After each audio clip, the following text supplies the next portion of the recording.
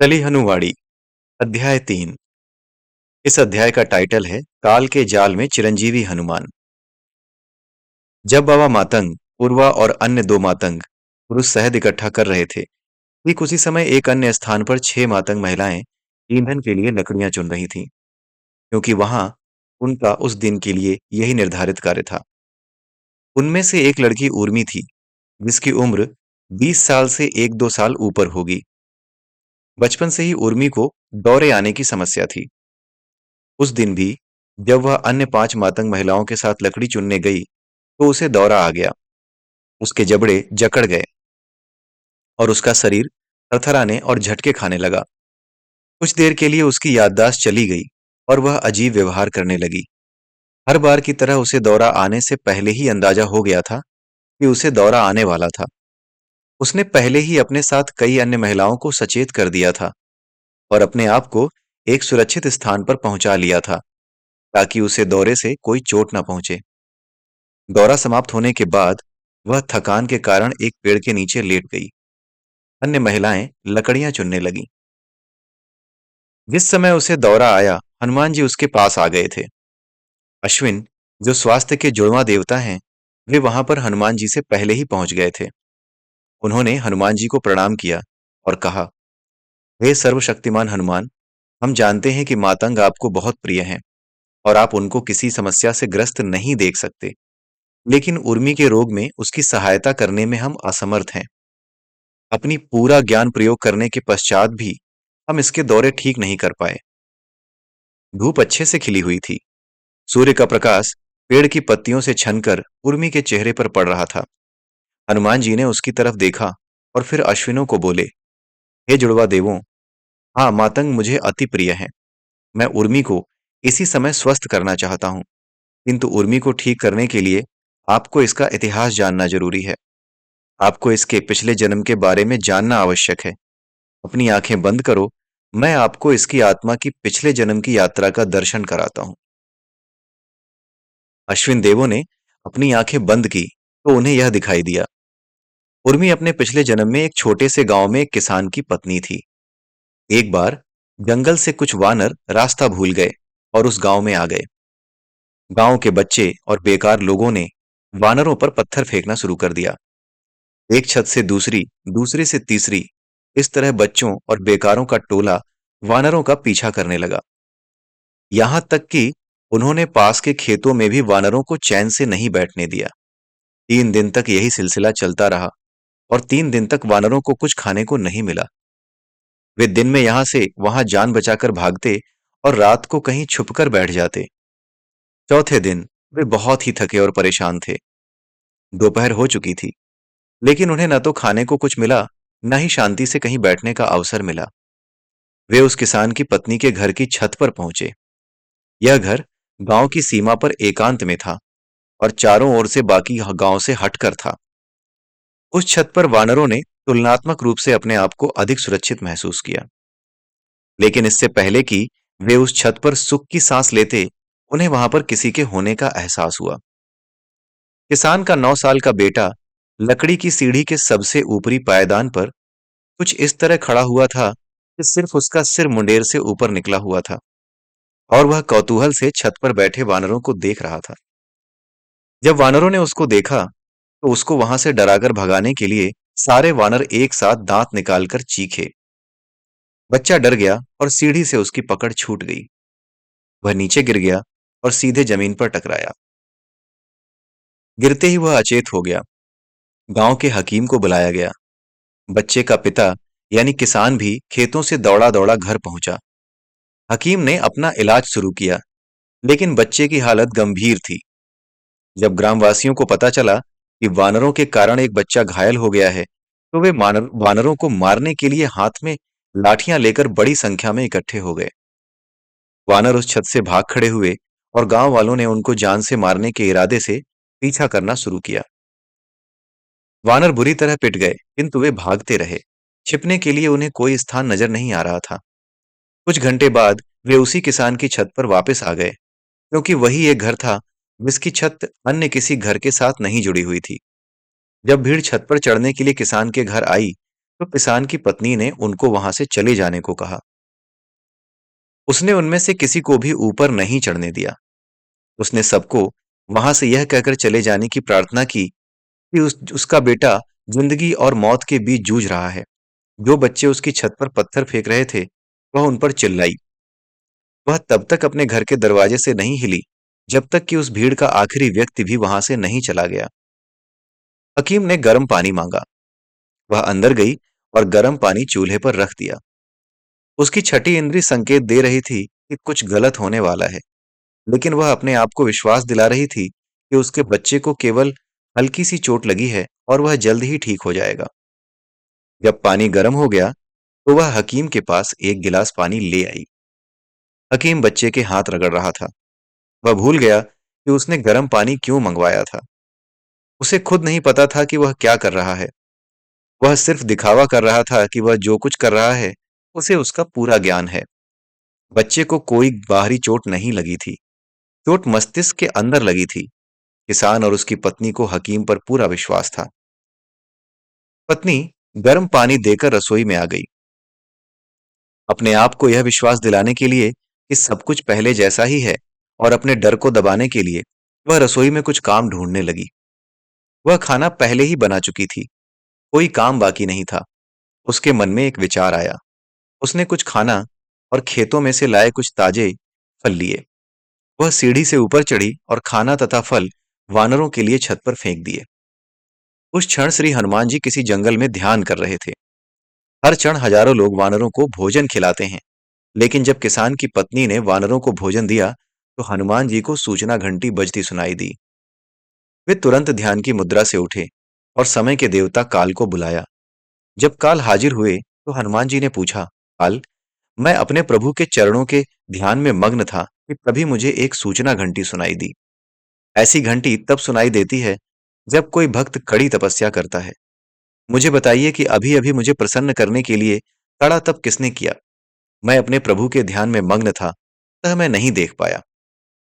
काल ने उत्तर दिया, हे सर्वशक्तिमान हनुमान, मुझे भी वह कंपन सुनाई दिया जो आपने सुना। एक किसान का घर इस कंपन का उद्गम स्थल था। मैं सिर्फ इतना देख पाया कि किसान की पत्नी ने कुछ वानरों को भोजन दिया जो उसके घर की छत पर बैठे थे और 3 दिन से भूखे थे। हे काल, ऐसी घंटी तब बजती है जब मेरे या भगवान विष्णु के प्रति असाधारण भक्ति का प्रदर्शन होता है। अगर यह घंटी किसान की पत्नी द्वारा वानरों को भोजन देने से बजी है, तो ये वानर कौन है जिनको भोजन दिया गया? वे कोई साधारण वानर नहीं हो सकते। क्या वे मातंगों के वानर हैं? हनुमान जी ने पूछा। हे हनुमान, मातंग तो इस किसान के घर से बहुत दूर रहते हैं। वे यहां नहीं आ सकते।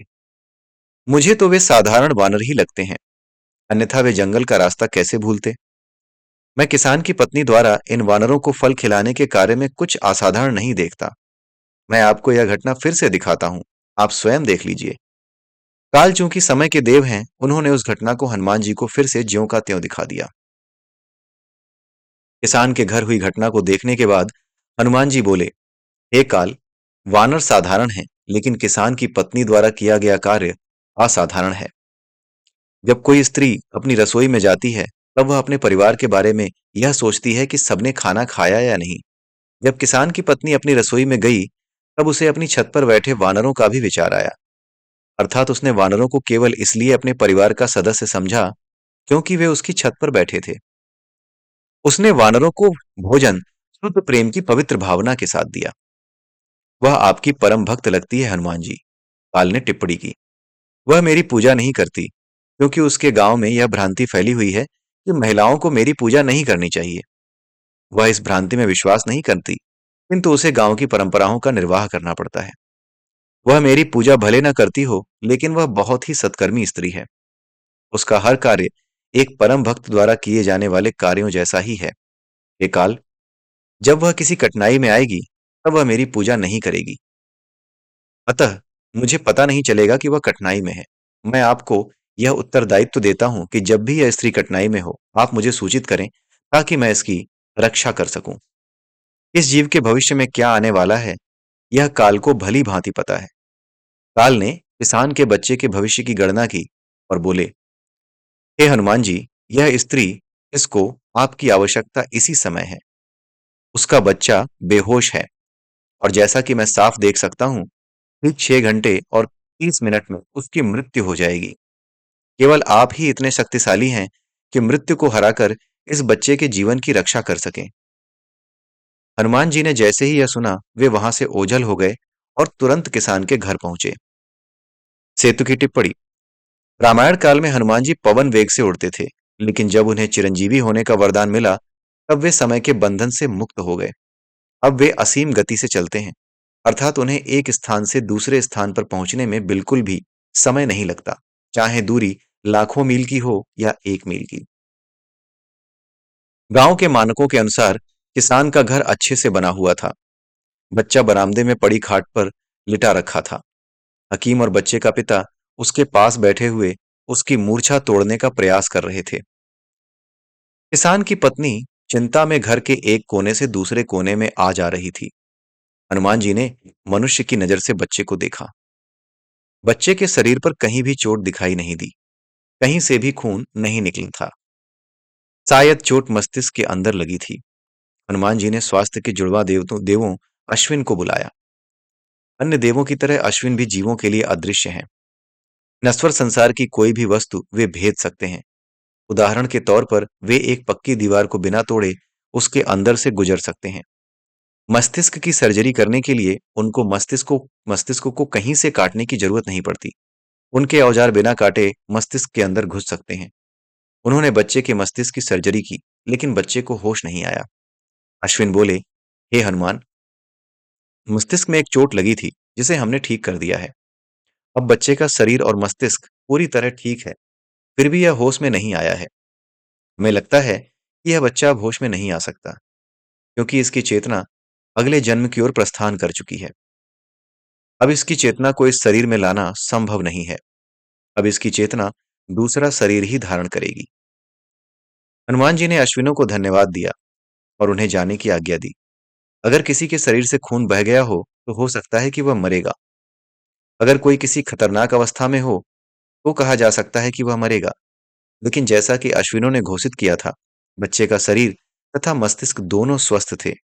कम से कम किसी मनुष्य की आंखों से देखने से तो उस बच्चे के आसपास कोई खतरा भी नहीं नजर आ रहा था। फिर भी वो बच्चा मरने वाला था। क्या कोई ऐसा खतरा वहां पर था जिसे मनुष्य की आंखों से देखना असंभव हो? अगर वह बच्चा मरता, तो कोई भी इंसान भगवान, शैतान या किसी अदृश्य शक्ति को दोष देता। लेकिन हनुमान जी के लिए कुछ भी अदृश्य नहीं है। वे सब कुछ देख सकते हैं। वे बच्चे की मौत का कारण जानकर उसे बचा सकते थे। उन्होंने एक पल के लिए कुछ सोचा और पुनः काल यानी समय के देवता को उन्होंने बुलाया। साधारण जीव समय को नहीं देख सकते, वे केवल इसे महसूस कर सकते हैं। वे महसूस कर सकते हैं कि समय कभी नहीं रुकता। यह हमेशा एक ही दिशा में चलता है, और वो है भविष्य की दिशा। यह कभी भूतकाल की तरफ नहीं चलता। हनुमान जी के लिए समय भी किसी अन्य वस्तु की तरह ही दिखाई देता है। जब उन्होंने काल को बुलाया और काल वहां प्रकट हुए, तो उन्हें समय दिखाई देने लगा। समय पतले धागों का एक विशाल जाल है। यह जाल एक विशालकाय मकड़ी के जाले की तरह ही है। सभी जीव एवं वस्तुएं इस विशालकाय समय के जाल में फंसी हुई हैं। जहां मकड़ी के जाल के धागे स्थिर होते हैं, समय के जाल के तागे धागे गतिशील होते हैं। ये धागे एक ही दिशा में चलते रहते हैं, और वो दिशा है भविष्य की दिशा। समय के जाल के धागों का एक गुच्छा एक गतिशील पट्टे की तरह काम करता है। चाहे मनुष्य खड़ा हो, बैठा हो, सो रहा हो, भाग रहा हो, नाच रहा हो या कुछ भी कर रहा हो, वह समय के अदृश्य धागों के गुच्छों पर हमेशा चलता रहता है। जब काल वहां प्रकट हुए, तो हनुमान जी ने बच्चे की ओर देखा, क्योंकि अब काल का जाल नजर आ रहा था जिसमें हम सब फंसे होते हैं। हनुमान जी ने कहा, हे काल, मैं देख सकता हूं कि बच्चा सुविधापूर्वक समय के धागों पर लेटा हुआ है। मुझे कोई धागा टूटा हुआ नहीं दिखाई दे रहा। फिर क्या कारण है कि यह बच्चा 6 घंटों में मरने वाला है? काल ने कहा, भगवान, जिन समय के धागों पर यह बच्चा लेटा हुआ है, उन धागों को ध्यान से देखिए। ये धागे गतिमान हैं और बच्चे को आगे की ओर ले जा रहे हैं। आगे एक चरम अंत है, यानी डेड एंड है। यह बच्चा 6 घंटे में उस चरम अंत पर पहुंच जाएगा। वो देखिए, वो रहा चरम अंत। हनुमान जी ने ध्यान से उस चरम अंत यानी डेड एंड की ओर दृष्टि डाली, जिसकी ओर काल संकेत कर रहे थे। वास्तव में वह डेड एंड नहीं, बल्कि समय के धागे वहां नीचे की तरफ 90 डिग्री का तीव्र मोड़ ले रहे थे। यह मोड़ एक डेड एंड की तरह लग रहा था, जहां से वह बच्चा गिरने वाला था। केवल हनुमान जी और काल यह देखने में सक्षम थे कि बच्चा समय के धागों पर गतिमान है और 6 घंटे में उस मोड़ से नीचे गिरने वाला है। मनुष्य की आंखों से तो केवल यह दिखाई दे रहा था कि बच्चा एक खाट पर आराम से लेटा हुआ है। बच्चा अगर मरता तो किसी भी मनुष्य को केवल यही दिखाई देता कि उसकी सांसें थम गई हैं। केवल हनुमान जी और काल ही समय के उस जाल के खतरों को देख पा रहे थे। हनुमान जी ने कहा, अगर हम इस बच्चे को समय के धागों पर बने इस खतरनाक मोड़ से गिरने से बचा लें तो इसकी जान बच सकती है। काल बोले, अगर यह बच्चा धागे के इसी गुच्छे पर रहेगा जिस पर इस समय है, तो वह अवश्य उस मोड़ पर पहुंचेगा और गिर जाएगा। इसका जीवन बचाने के लिए हमें इसको समय के धागों के दूसरे गुच्छे पर स्थानांतरित करना होगा। हनुमान जी बोले, वह तो सरल कार्य है काल। आप कोई भी समय के धावों का खाली गुच्छा ढूंढकर इस बच्चे को वहां स्थानांतरित कर सकते हैं। काल बोले, हे हनुमान, हम इस बच्चे को किसी भी खाली पड़े गुच्छे पर स्थानांतरित नहीं कर सकते। बच्चे का कोई रक्त संबंधी ही अपने समय के धागे इस बच्चे को दान कर सकता है। उन दान किए गए धागों पर ही हम इस बच्चे को स्थानांतरित कर सकते हैं। बच्चे की माता अपने समय के कुछ धागे अपने बच्चे को प्रसन्नता से दान कर देगी। बच्चे का जीवन बचाने के लिए कितने कितने धागों की आवश्यकता है? हनुमान जी ने पूछा। काल ने उत्तर दिया, हे हनुमान जी, किसी भी मनुष्य को सुरक्षित जीवन जीने के लिए कम से कम 7 समय के धागों की आवश्यकता होती है। बच्चे की माँ भली औरत है, इसलिए उसके पास 13 समय के धागे हैं। बच्चे को 7 धागों पर स्थानांतरित करने की आवश्यकता है। बच्चे को 7 धागे दान करने के पश्चात माता के पास केवल 6 धागे बचेंगे और उसका जीवन खतरे में आ जाएगा। हनुमान जी ने पूछा, क्या बच्चे का पिता 1-2 धागे दान कर सकता है? नहीं हनुमान जी, उसके पास केवल समय के 7 धागे हैं। वह एक भी धागा दान करने की अवस्था में नहीं है। काल ने बताया, इसका अर्थ यह है कि या तो पुत्र का जीवन बच सकता है या माता का। दोनों एक साथ जीवित नहीं रह सकते। क्या इन दोनों को बचाने का मार्ग आपको दिखाई दे रहा है? हनुमान जी ने पूछा। काल ने उत्तर दिया, हे हनुमान, एक साधारण मनुष्य अपने समय के धागे केवल अपने रक्त संबंधियों को दान कर सकता है, लेकिन कोई तपस्वी अपने समय के धागे किसी को भी दान कर सकता है। अगर हमें कोई ऐसा तपस्वी मिल जाए जो मोक्ष के मार्ग पर हो, तो वह अपने धागे सीधे इस बच्चे को या उसकी माता को दान कर सकता है। हनुमान जी बोले, हे काल, जाओ और किसी पास के जंगल में ऐसे तपस्वी का पता लगाओ जो मुझसे मिलने की इच्छा रखता हो। उसे सूचना दो कि मैं यहाँ हूँ। अगर मुझे मिलना है तो वह तुरंत यहाँ आ जाए। उसे यह भी बता देना कि यहाँ पर उसकी आवश्यकता है। काल वहां से ओझल हो गए और पास के एक जंगल में तपस्या कर रहे एक तपस्वी के सामने प्रकट हुए। तपस्वी को जब बताया गया कि किसान के घर में स्वयं हनुमान जी पधारे हैं, तो वह तुरंत वहां आने के लिए तैयार हो गया। वह तेजी से जंगल से उस गांव की तरफ चल पड़ा जहां पर किसान का घर था। इस दौरान हनुमान जी किसान के घर की छत पर गए, जहां भूख और डरे हुए वानर किसान की पत्नी द्वारा दिया गया भोजन ग्रहण कर रहे थे।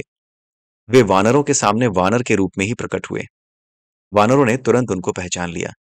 हनुमान जी ने उनको आशीर्वाद दिया और जंगल जाने का रास्ता बताया। उन्होंने वानरों को सूर्यास्त होने तक छत पर ही रहने की सलाह दी और सूर्यास्त के बाद जंगल में लौटने को कहा। सूर्यास्त तक हनुमान जी भी वानरों के साथ छत पर ही रहे। उन्होंने वानरों के साथ विभिन्न विषयों पर वार्तालाप किया और उनके पिछले जन्म के बारे में भी बताया, जिसके कारण वे जंगल का रास्ता भूले और गांव वालों के हाथों दंडित हुए। हेतु टिप्पणी, हम हनुमान जी और वानरों के बीच हुए वार्तालाप को यहाँ पर सम्मिलित नहीं कर रहे, अन्यथा यह अध्याय बहुत बड़ा हो जाएगा। इस वार्तालाप का इस अध्याय से सीधा कोई संबंध नहीं है, इसलिए हम इन्हें अलग से प्रकाशित करेंगे। सूर्यास्त के बाद वानरों ने जंगल की तरफ हनुमान जी द्वारा बताए गए मार्ग पर यात्रा प्रारंभ कर दी और हनुमान जी छत से नीचे आ गए। तपस्वी अभी तक नहीं पहुंचा था।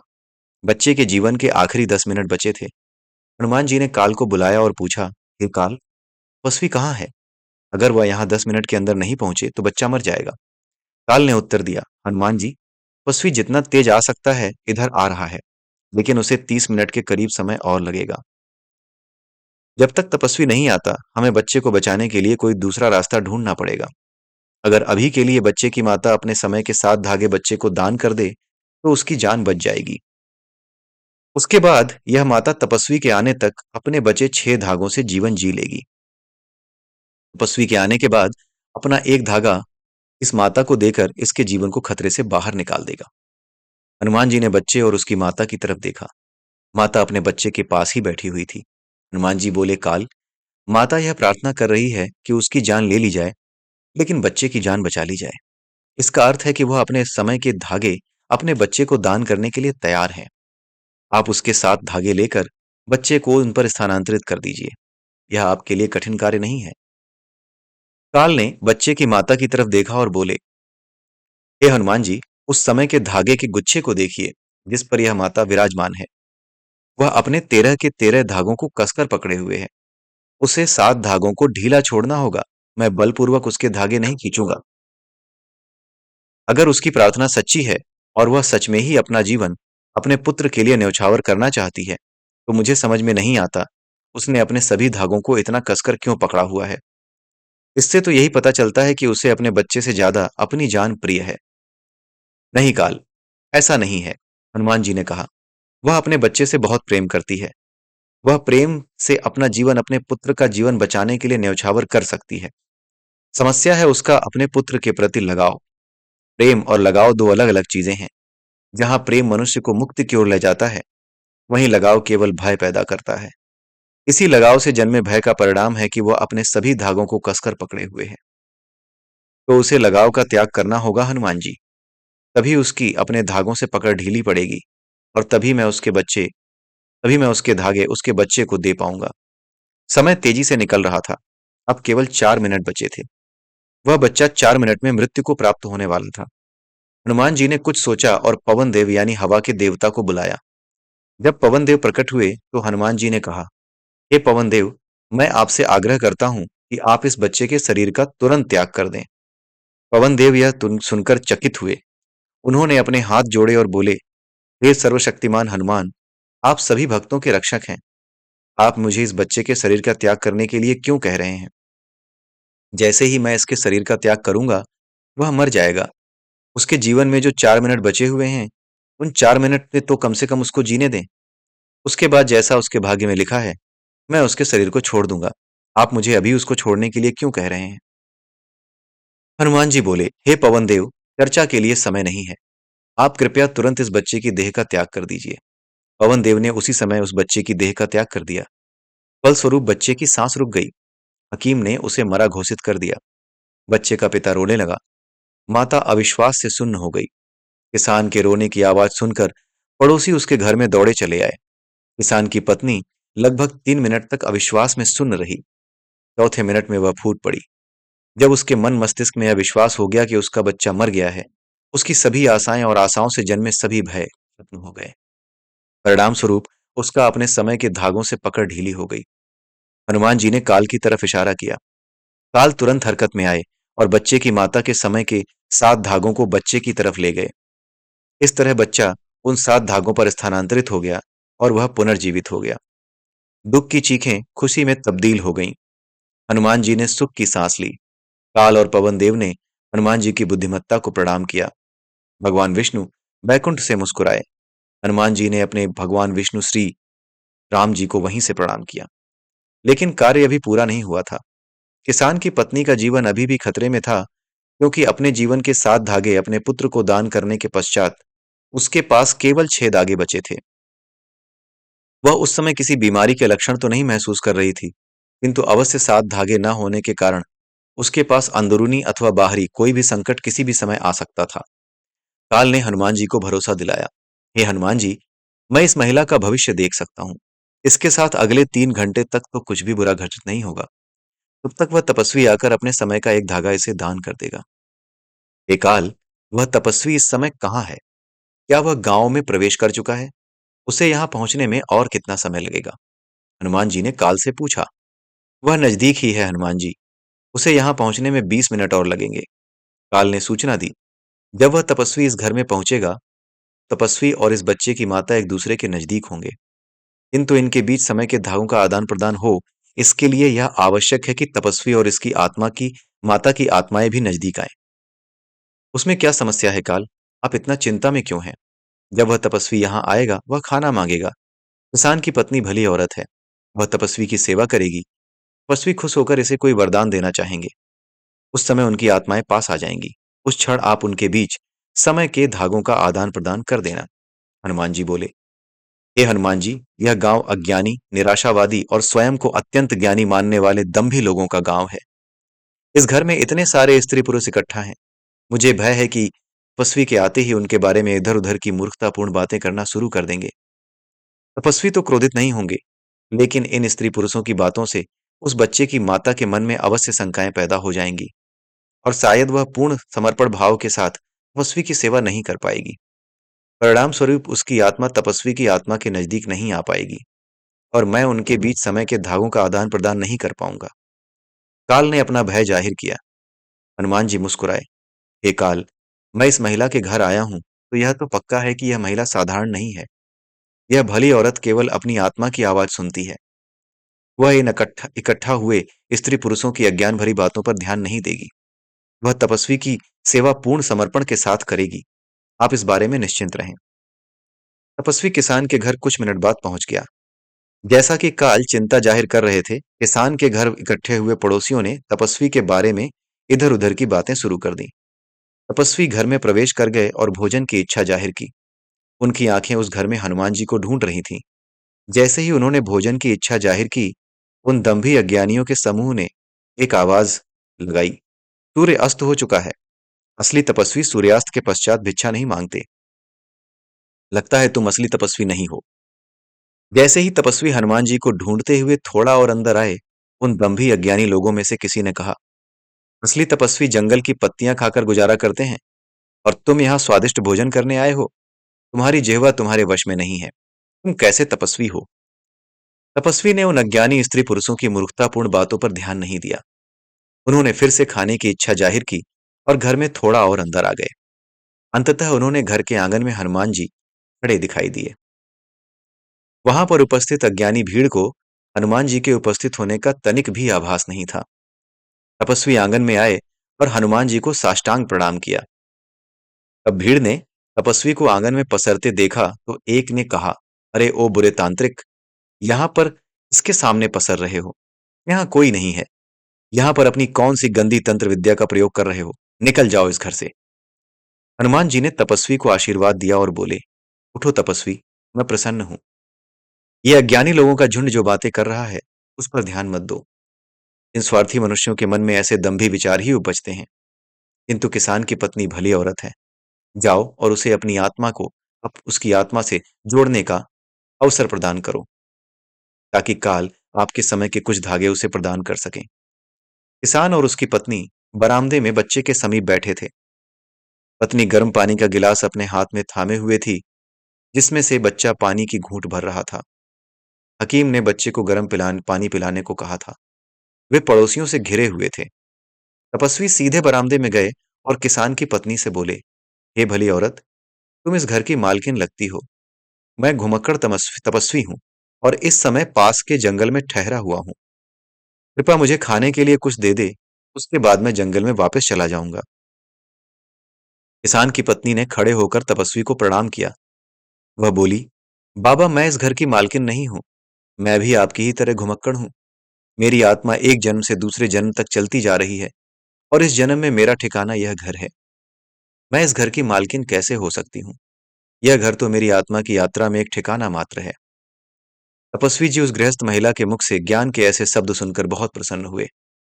महिला ने अपने पड़ोसियों को नम्रतापूर्वक वहां पर तपस्वी के बैठने के लिए थोड़ा स्थान खाली करने को कहा। उसने वहां एक चटाई बिछाई और तपस्वी को वहां बैठने का आग्रह किया। उसने तपस्वी को अपनी रसोई में उपलब्ध सबसे अच्छा खाना खिलाया। जब पड़ोसियों ने किसान और उसकी पत्नी को तपस्वी की सेवा करते देखा, तो वे वहां से एक एक करके खिसकने लगे। जब तपस्वी ने भोजन समाप्त किया, तो किसान की पत्नी बोली, हे ज्ञानी महाराज, बहुत अंधेरा हो चुका है। अब आपका वापस जंगल में जाना सुरक्षित नहीं होगा। कृपया हमारे घर में ठहर जाएं। सुबह होने पर आप जंगल में जा सकते हैं। तपस्वी ने वहां ठहरने के आग्रह को नम्रतापूर्वक ठुकरा दिया, किंतु वे किसान और उसकी पत्नी द्वारा की गई सेवा से अत्यंत प्रसन्न थे। इस तरह किसान की पत्नी की आत्मा तपस्वी के समीप आ गई। काल ने तपस्वी के समय के कुछ धागे किसान की पत्नी को प्रदान कर दिए। इस तरह किसान की पत्नी का जीवन भी सुरक्षित हो गया। इस घटना के पश्चात किसान की पत्नी का जीवन शांति से बीता। कोई कठिनाई उसको अथवा उसके परिवार को छू भी नहीं पाई, क्योंकि हनुमान जी ने उसकी रक्षा की। इस घटना के बाद किसान की पत्नी के जीवन में दो बदलाव आए, क्योंकि तपस्वी द्वारा दान किए गए कुछ समय के धागे उसके जीवन का आधार बने। उसका व्यवहार भी कुछ कुछ तपस्वियों जैसा हो गया। वह गृहस्थ की तरह भोग और आनंद के पीछे भागने की बजाय एक तपस्वी की भांति मोक्ष की इच्छा रखने लगी। क्योंकि उसने अपने समय के 7 धागे अपने पुत्र को दान किए थे और वे 7 धागे उसके पुत्र के जीवन का आधार बने थे। वह अपने पुत्र के साथ अत्यधिक जुड़ाव महसूस करने लगी। इसी अत्यधिक लगाव के कारण उसे मोक्ष नहीं मिला। लगाव इतना तीव्र था कि मृत्यु के पश्चात भी उसकी आत्मा दूसरा जन्म लेने के बजाय अपने पुत्र के आसपास भटकती रही। जब उसका पुत्र बूढ़ा होकर मृत्यु को प्राप्त हुआ, तब जाकर उस मां की आत्मा ने नया जीवन धारण किया। उसके पुत्र की बूढ़ा होकर हुई मृत्यु के पश्चात उसकी आत्मा ने मातंग समुदाय में जन्म लिया, ताकि वह अपने मोक्ष की इच्छा पूरी कर सके। उसका नाम रखा गया उर्मी। उसके पुत्र ने भी लगभग उसी समय दूसरा जन्म किसी दूसरे स्थान पर ले लिया। इस तरह वह माँ और उसका बच्चा इस जन्म में लगभग एक ही उम्र के हैं और अलग-अलग स्थानों पर रहते हैं। अर्थात वे इस जन्म में बिछड़े हुए हैं, साथ-साथ नहीं हैं। उसकी आत्मा यह नया जन्म पूर्णतः स्वीकार नहीं कर रही थी, क्योंकि वह अपने बेटे से बिछुड़ गई थी। इसी कारण उसके नए जन्म यानी उर्मी के शरीर में उसको दौरे आते थे। जब हनुमान जी मातंग समुदाय में आए, उसके दूसरे दिन भी उसे दौरा आया, जब वह अन्य मातंग महिलाओं के साथ लकड़ियां चुनने गई। सेतु की टिप्पणी। वह लड़का जो पिछले जन्म में किसान का बेटा था, वह अब दिल्ली नामक शहर में रहता है, जो भारत देश में है। अगले अध्याय में आप पढ़ेंगे कि कैसे हनुमान जी ने उर्मी के दौरे की समस्या हल की और उस समय उस लड़के ने दिल्ली में क्या अनुभव किया। हनुमान जी की लीलाओं का यह अध्याय यहीं समाप्त होता है। नमो नारायण। जय श्री राम। जय श्री हनुमान।